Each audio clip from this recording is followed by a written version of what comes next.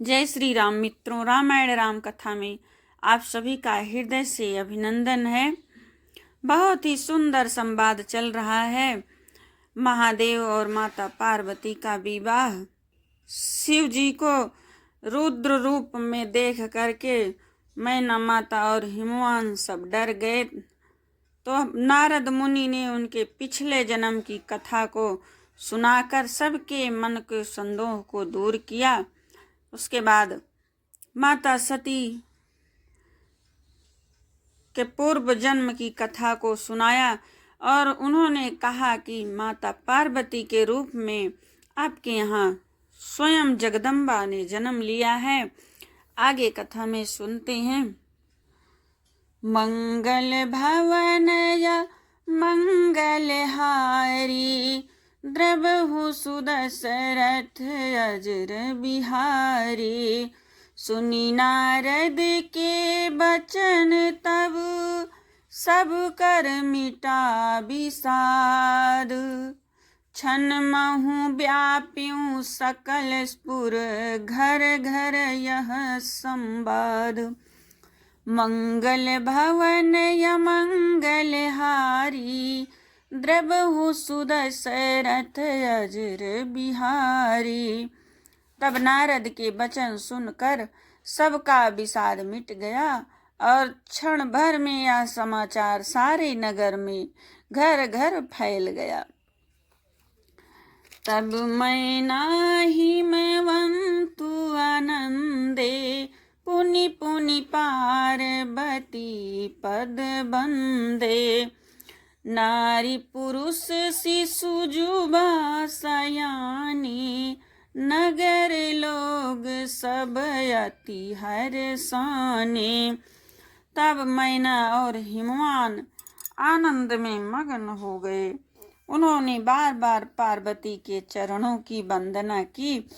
स्त्री पुरुष बालक युवा और वृद्ध नगर के सभी लोग बहुत प्रसन्न हुए। लगे होनपुर मंगल गाना, सजे सबहि हाटक घटनाना।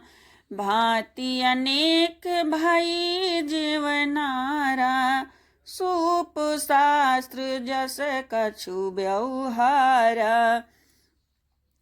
नगर में मंगल गीत गाए जाने लगे और सबने भांति भांति के सुवर्ण के कलश सजाए।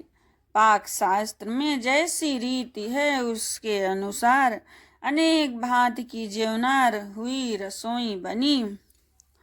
सो जेवनार की जाई बखानी, बसहि भवन जेहि मातु भवानी।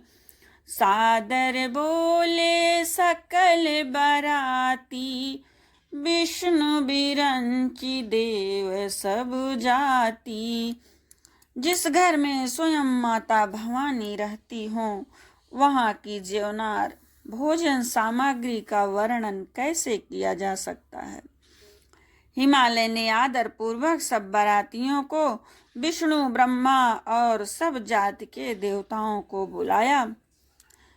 विविधि पाति बैठी जेवनारा, लागे परुसन निपुण सुवारा। नारी वृंद सुरजीवत जानी, लगी देन गारी मृदुबानी। भोजन करने वाले की बहुत सी पंक्तियां बैठी, चतुर रसोइये परोसने लगे।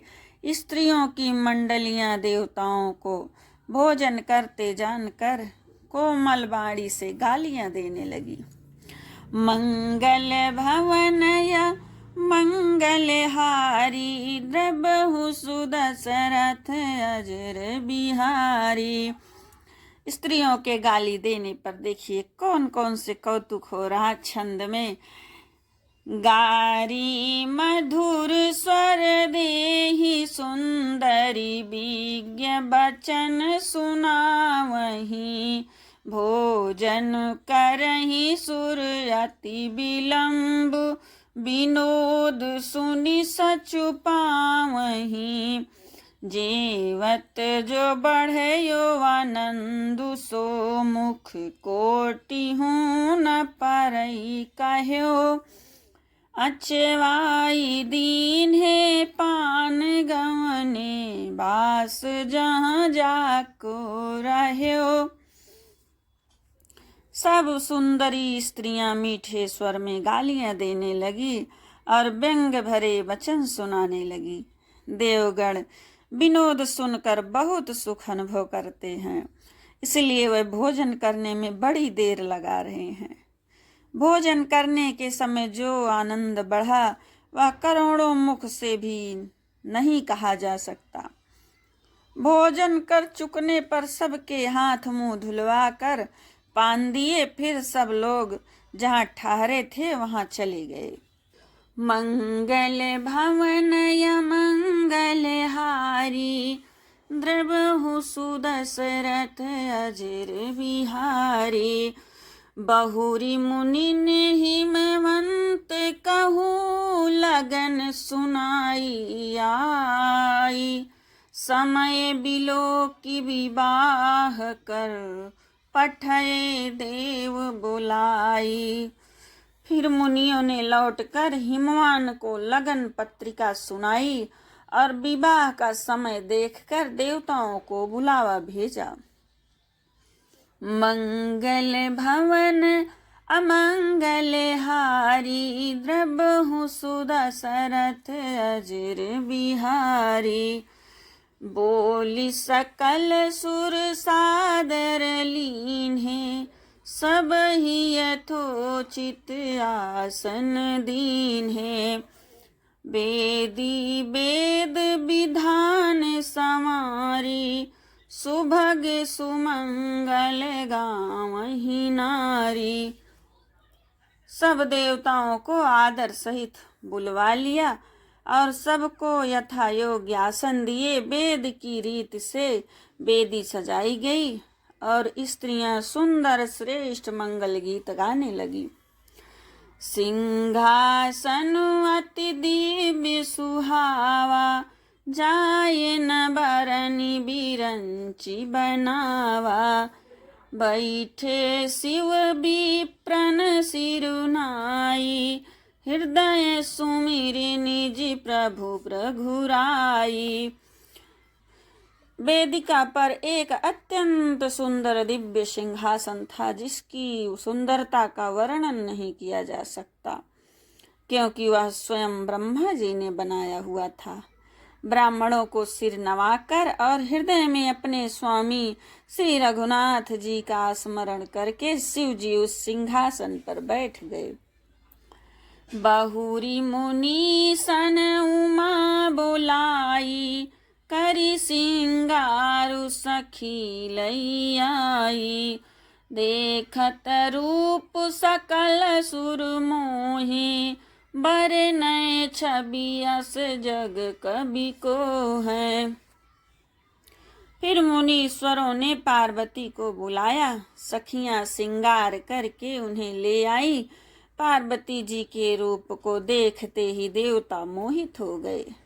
संसार में ऐसा कवि कौन है जो उस सुंदरता का वर्णन कर सके। जगदम्बिका जानी भव भाम, सुरन मनहि मन कीन्ह प्रणाम। सुंदरता मर्याद भवानी, जाई न कोटि हूँ बदन बखानी। पार्वती जी को जगदम्बा और शिव जी की पत्नी समझकर देवताओं ने मन ही मन प्रणाम किया। भवानी जी सुंदरता की सीमा है, करोड़ों मुखों से भी उनकी शोभा नहीं कही जा सकती।